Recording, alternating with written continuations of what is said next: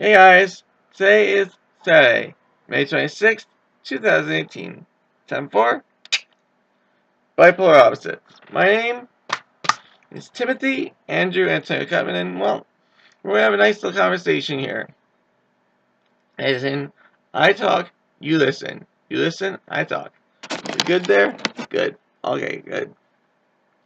Anyway, first things first, before you see today's episode, well, if you like me after this episode, yesterday we talked about the Fast and the Furious and Grand Theft Auto. So if you get interested by this episode and want more of me before tomorrow, well, I'm there. I mean, you can look, you'll see tons of videos from me. So just this is the most recent. So anyway, today, since we're talking about that, we're talking about ESP. Now, do I believe in ESP? Of course, but let me explain this first.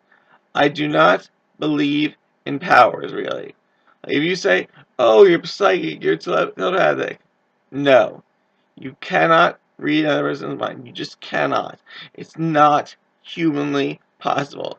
Honestly, you can't go and say, ooh, what are you thinking? It doesn't happen that way. There's no such thing as telepathy. And you can't make people do things you want them to do mentally. It's not real. You think about it, it's not real. And also talking about telekinesis. No. There is no such thing as telekinesis.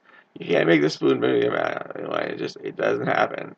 You can't do all kinds of things. You can't make things, woo, I want that, woo. No. That thing doesn't happen. There is no real psychic powers. So, that just doesn't exist.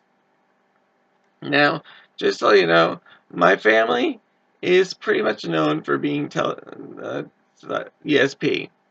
I mean, my great grandmother, she could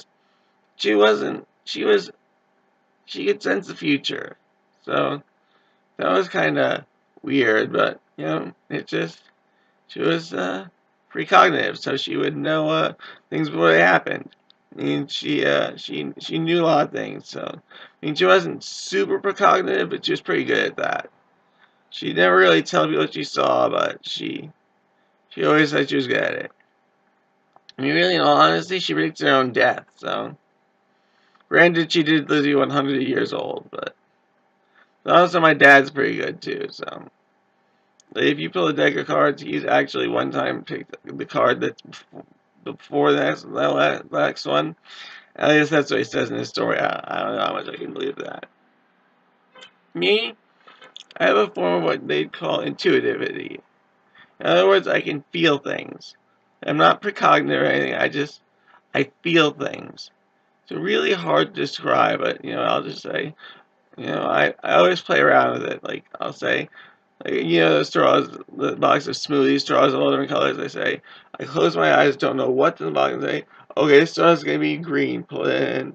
From time to time, the straw is green, and I'm not super. I'm the last of the line, so I'm really, really weak. But at least I got something.